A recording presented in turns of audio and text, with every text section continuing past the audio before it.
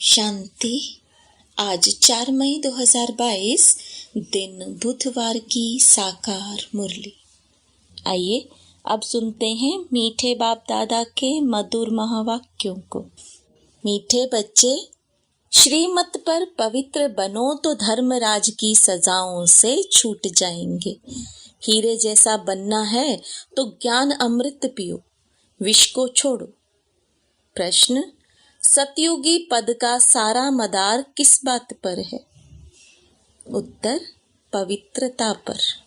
तुम्हें याद में रह पवित्र जरूर बनना है। पवित्र बनने से ही सद्गति होगी। जो पवित्र नहीं बनते वे सजा खाकर अपने धर्म में चले जाते हैं। तुम भल घर में रहो परंतु किसी देहधारी को याद नहीं करो। पवित्र रहो तो ऊंच पद मिल जाएगा। गीत। तुम्हें पाके हमने जहां पा लिया है, जमी तो जमी आसमां पा लिया है। ओम शांति। शिव भगवानुवाच और कोई को भी भगवान नहीं कहा जाता। एक निराकार परम पिता परमात्मा को ही शिव बाबा कहा जाता है। वह है सभी आत्माओं का बाप। पहले पहले यह निश्चय होना चाहिए, हम शिव बाबा के बच्चे जरूर हैं। दुख के समय कहते हैं परमात्मा सहायता करो, रहम करो। यह भी नहीं जानते कि हमारी आत्मा परमात्मा को याद करती है। अहम आत्मा का बाप वह है। इस समय सारी दुनिया है पतित आत्माओं की। गाते हैं हम पापी नीच हैं। आप संपूर्ण निर्विकारी हैं, परंतु फिर भी अपने को समझते नहीं हैं। बाप समझाते हैं कि जब तुम कहते हो भगवान बाप एक है तो तुम सब आपस में भाई भाई हो गए। फिर शरीर के नाते सब भाई बहन ठहरे। शिव बाबा के बच्चे फिर प्रजापिता ब्रह्मा के भी बच्चे ठहरे। यह तुम्हारा बेहद का बाप टीचर गुरु है। यह कहते हैं मैं तुमको पतित नहीं बनाता हूँ, मैं तो आया हूँ पावन बनाने। अगर मेरी मत पर चलेंगे तो यहाँ तो सब मनुष्य रावण मत पर हैं। सब में 5 विकार हैं। बाप कहते हैं बच्चे अब निर्विकारी बनो, श्रीमत पर चलो, परंतु विकारों को छोड़ते ही नहीं तो स्वर्ग के मालिक बनते नहीं। सब अजामिल जैसे पापी बन गए हैं। रावण संप्रदाय है, यह शोक वाटिका है, कितना दुखी है। बाप आकर फिर राम राज्य बनाते हैं तो तुम बच्चे जानते हो कि यह सच्चा सच्चा युद्ध का मैदान है। गीता में भगवान कहते हैं काम महाशत्रु है, उन पर जीत पहनो। सो तो पहनते नहीं है। अभी बाप बैठ समझाते हैं तुम्हारी आत्मा इन ऑर्गन्स द्वारा सुनती है, फिर सुनाती है। एक्ट आत्मा करती है। हम आत्मा हैं, शरीर धारण कर पाठ बजाते हैं, परंतु मनुष्य आत्म अभिमानी के बदले देह अभिमानी बन पड़े हैं। अब बाप कहते हैं देही अभिमानी बनो। सतयुग में आत्म अभिमानी रहते हैं, परमात्मा को नहीं जानते हैं। यहाँ तुम देह अभिमानी हो और परमात्मा को भी नहीं जानते हो, इसलिए तुम्हारी ऐसी दुर्गति हो गई है। दुर्गति को भी समझते नहीं। जिनके पास बहुत धन है वह तो समझते हैं हम स्वर्ग में बैठे। बाप कहते हैं यह सब गरीब बन जाते हैं क्योंकि विनाश होना है। विनाश होना तो अच्छा है ना, हम फिर मुक्ति धाम में चले जाएंगे। इसमें तो खुश होना चाहिए। तुम मरने के लिए तैयारी कर रहे हो, मनुष्य तो मरने से डरते हैं। बाप तुमको वैकुंठ ले चलने के लिए लायक बना रहे हैं। पतित तो पतित दुनिया में ही जन्म लेते हैं, स्वर्गवासी कोई भी नहीं होते। मूल बात बाप कहते हैं पवित्र बनो। पवित्र बनने बिगर पवित्र दुनिया में चल नहीं सकेंगे। पवित्रता पर ही अबलाओं पर मार पड़ती है। विष को अमृत समझते हैं। बाप कहते हैं ज्ञान अमृत से तुमको हीरे जैसा बनाता हूं, फिर तुम विष खाकर कौड़ी जैसे क्यों बनते हो? आधा कल्प तुमने विष खाया, अब मेरी आज्ञा मानो, नहीं तो धर्मराज के डंडे खाने पड़ेंगे। लौकिक बाप भी कहते हैं बच्चे ऐसा काम नहीं करो जो कुल का नाम बदनाम हो। बेहद का बाप कहते हैं श्रीमत पर चलो, पवित्र बनो। अगर काम चिता पर बैठे तो तुम्हारा मुंह काला तो है और ही काला हो जाएगा। अभी तुमको ज्ञान चिता पर बिठाए गोरा बनाते हैं।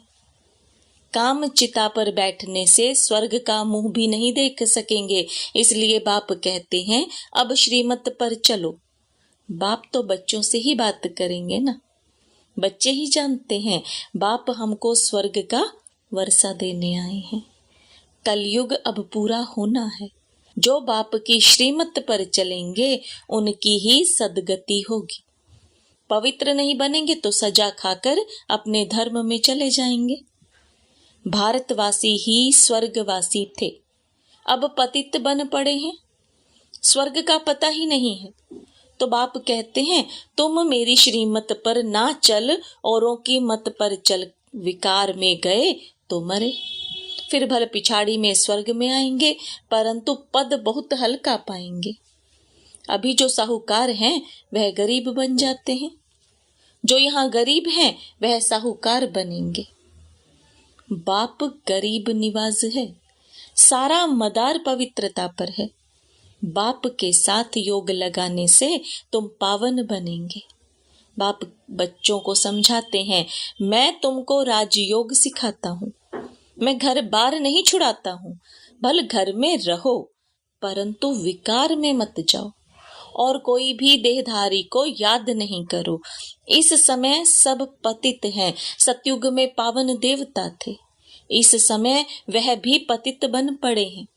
पुनर्जन्म लेते लेते अब अंतिम जन्म हो गया है। तुम सब पार्वतियां हो, तुमको अब अमरनाथ बाप अमर कथा सुना रहे हैं, अमरपुरी का मालिक बनाने। तो अब अमरनाथ बाप को याद करो, याद से ही तुम्हारे विकर्म विनाश होंगे। बाकी शिव शंकर व पार्वती कोई पहाड़ों पर नहीं बैठे हैं, यह सब भक्ति मार्ग के धक्के हैं। आधा कल्प बहुत धक्के खाए हैं। अब बाबा कहते हैं मैं तुमको स्वर्ग में ले जाऊंगा।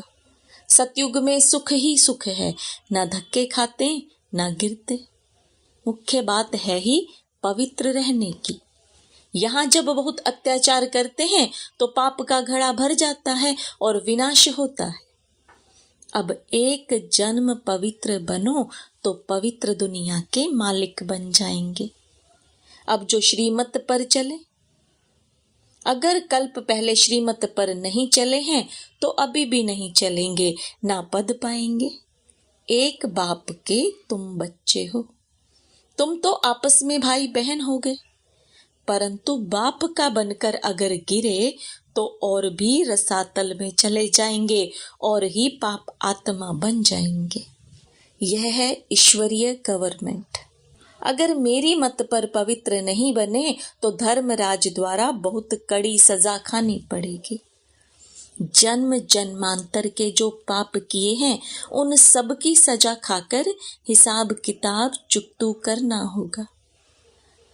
या तो योग बल से विकर्मों को भस्म करना होगा, या तो बहुत कड़ी सजा खानी पड़ेगी। कितने ढेर ब्रह्मा कुमार और कुमारियां हैं, सब पवित्र रहते हैं, भारत को स्वर्ग बनाते हैं। तुम हो शिव शक्ति पांडव सेना, गोप गोपियां, इसमें दोनों आ जाते हैं। भगवान तुमको पढ़ाते हैं। लक्ष्मी नारायण को भगवती भगवान कहते हैं, उन्हों को जरूर भगवान ने ही वर्षा दिया होगा। भगवान ही आकर तुमको देवता बनाते हैं। सतयुग में यथा राजा रानी तथा प्रजा रहते हैं, सब श्रेष्ठाचारी थे। अब रावण राज्य है। अगर राम राज्य में चलना है तो पवित्र बनो और राम की मत पर चलो। रावण की मत से तो तुम्हारी दुर्गति होती है। गाया हुआ भी है, किनकी दबी रहेगी धूल में।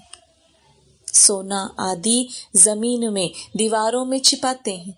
अचानक मरेंगे तो सब कुछ वहां ही रह जाएगा, विनाश तो होना ही है। अर्थक्वेक आदि जब होती है तो चोर लोग भी बहुत निकल पड़ते हैं। अब धनी बाप आया है तुमको अपना बनाकर विश्व का मालिक बनाने। आजकल वानप्रस्थ अवस्था में भी विकार बिगड़ रह नहीं सकते, बिल्कुल ही तमो प्रधान हो गए हैं। बाप को पहचानते ही नहीं। बाप कहते हैं मैं पवित्र बनाने आया हूं। अगर विकार में जाएंगे तो बड़ी कड़ी सजा खानी पड़ेगी। मैं पवित्र बनाए पवित्र दुनिया स्थापन करने आया हूं।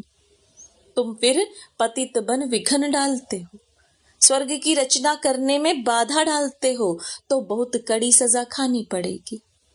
मैं आया हूं तुमको स्वर्गवासी बनाने के लिए। अगर विकार नहीं छोड़ेंगे तो धर्मराज द्वारा बहुत मारे जाएंगे, बहुत त्राही त्राही करनी पड़ेगी। यह इंद्र सभा है। कहानी है ना, वहां ज्ञान परियां थी, किसी पतित को ले आई तो उनका वाइब्रेशन आता था। यहाँ सभा में किसी पतित को नहीं बिठाया जाता है। पवित्रता की प्रतिज्ञा करने बिगर बिठाया नहीं जाता, नहीं तो फिर ले आने वाले पर भी दोष पड़ जाता है। बाप तो जानते हैं, फिर भी ले आते हैं तो शिक्षा दी जाती है। शिव बाबा को याद करने से आत्मा शुद्ध हो जाती है, वायुमंडल में साइलेंस हो जाती है। बाप ही बैठ परिचय देते हैं कि मैं तुम्हारा बाप हूँ। 5000 वर्ष पहले मुआफिक तुमको मनुष्य से देवता बनाने आया हूँ।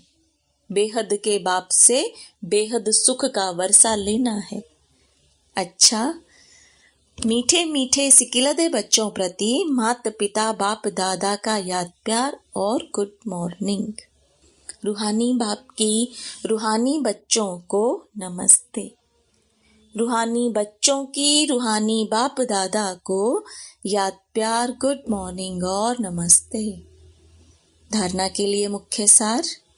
योग बल द्वारा विकर्मों के सब हिसाब किताब चुकतू कर आत्मा को शुद्ध और वायुमंडल को शांत बनाना है। बाप की श्रीमत पर संपूर्ण पावन बनने की प्रतिज्ञा करनी है। विकारों के वश होकर स्वर्ग की रचना में विघ्न रूप नहीं बनना है। वरदान। मन बुद्धि की स्वच्छता द्वारा यथार्थ निर्णय करने वाले सफलता संपन्न भव। किसी भी कार्य में सफलता तब प्राप्त होती है जब समय पर बुद्धि यथार्थ निर्णय देती है, लेकिन निर्णय शक्ति काम तब करती है जब मन बुद्धि स्वच्छ हो, कोई भी कीचड़ा ना हो। इसलिए योग अग्नि द्वारा कीचड़े को खत्म कर बुद्धि को स्वच्छ बनाओ। किसी भी प्रकार की कमजोरी यह गंदगी है। जरा सा व्यर्थ संकल्प भी कीचड़ा है। जब यह कीचड़ा समाप्त हो तब बेफिक्र रहेंगे और स्वच्छ बुद्धि होने से हर कार्य में सफलता प्राप्त होगी। स्लोगन। सदा श्रेष्ठ और शुद्ध संकल्प इमर्ज रहें तो व्यर्थ स्वतः मर्ज हो जाएंगे। मातेश्वरी जी के मधुर महावाक्य। इस कलयुगी संसार को असार संसार क्यों कहते हैं? क्योंकि इस दुनिया में कोई सार नहीं है। माना कोई भी वस्तु में वह ताकत अथवा सुख शांति पवित्रता नहीं है। इस सृष्टि पर कोई समय सुख शांति पवित्रता थी, अभी वह नहीं है, क्योंकि अभी हर एक में 5 भूतों की प्रवेशता है। इसलिए ही इस सृष्टि को भय का सागर अथवा कर्म बंधन का सागर कहते हैं। इसमें हर एक दुखी हो परमात्मा को पुकार रहे हैं। परमात्मा हमको भव सागर से पार करो। इससे सिद्ध है कि जरूर कोई अभय अर्थात निर्भयता का भी संसार है जिसमें चलना चाहते हैं। इसलिए इस संसार को पाप का सागर कहते हैं, जिससे पार कर पुण्य आत्मा वाली दुनिया में चलना चाहते हैं। तो दुनियाएं 2 हैं, एक सतयुगी सार वाली दुनिया, दूसरी है कलयुगी असार की दुनिया। दोनों दुनियाएं इस सृष्टि पर होती हैं। मनुष्य कहते हैं, हे प्रभु हमें इस भव सागर से उस पार ले चलो। उस पार का मतलब क्या है? लोग समझते हैं उस पार का मतलब है जन्म मरण के चक्र में ना आना, अर्थात मुक्त हो जाना। अब यह तो हुआ मनुष्यों का कहना, परंतु परमात्मा कहते हैं, बच्चों सचमुच जहां सुख शांति है, दुख अशांति से दूर है, उस दुनिया में मैं तुमको ले चलता हूं। जब तुम सुख चाहते हो तो जरूर वो इस जीवन में होना चाहिए। अब वो तो सतयुगी वैकुंठ के देवताओं की दुनिया थी, जहां सर्वदा सुखी जीवन थी। उन देवताओं को अमर कहते थे। अब अमर का भी कोई अर्थ नहीं है। ऐसे तो नहीं देवताओं की आयु इतनी बड़ी थी जो कभी मरते नहीं थे। अब यह कहना उन्हों का रोंग है, क्योंकि ऐसे है नहीं। उनकी आयु कोई सतयुग त्रेता तक नहीं चलती है, परंतु देवी देवताओं के जन्म सतयुग त्रेता में बहुत हुए हैं। 21 जन्म तो उन्होंने अच्छा राज्य चलाया, और फिर 63 जन्म द्वापर से कलयुग के अंत तक टोटल उन्हों के चढ़ती कला वाले 21 हुए और उतरती कला वाले 63 हुए। टोटल मनुष्य 84 जन्म लेते हैं। बाकी यह जो मनुष्य समझते हैं कि मनुष्य 84 लाख योनियां भोगते हैं, यह कहना भूल है। अगर मनुष्य अपनी योनि में सुख दुख दोनों पार्ट भोग सकते हैं, तो फिर जानवर योनि में भोगने की जरूरत ही क्या है? बाकी टोटल सृष्टि पर जानवर, पशु, पक्षी आदि 84 लाख योनियां हो सकती हैं, क्योंकि अनेक किस्म की पैदाइश हैं। लेकिन मनुष्य योनि में ही अपना पाप पुण्य भोग रहे हैं, और जानवर अपनी योनियों में भोग रहे हैं। न मनुष्य जानवर की योनि लेता है और न जानवर मनुष्य योनि में आता है। मनुष्य को अपनी योनि में ही भोगनी पड़ती है, इसलिए उसे मनुष्य जीवन में ही सुख दुख की महसूसता होती है। ऐसे ही जानवर को भी अपनी योनि में ही सुख दुख भोगना है, मगर उन्हों में यह बुद्धि नहीं कि यह भोगना किस कर्म से हुई है। उन्हों की भोगना को भी मनुष्य फील करता है, क्योंकि मनुष्य है बुद्धिवान। बाकी ऐसे नहीं मनुष्य कोई 84 लाख योनियां भोगते हैं। यह तो मनुष्यों को डराने के लिए कह देते हैं कि अगर गलत कर्म करोगे तो पशु योनि में जन्म मिलेगा। हम भी अभी इस संगम समय पर अपनी जीवन को पलटाए पापात्मा से पुण्य आत्मा बन रहे हैं। अच्छा, ओम शांति।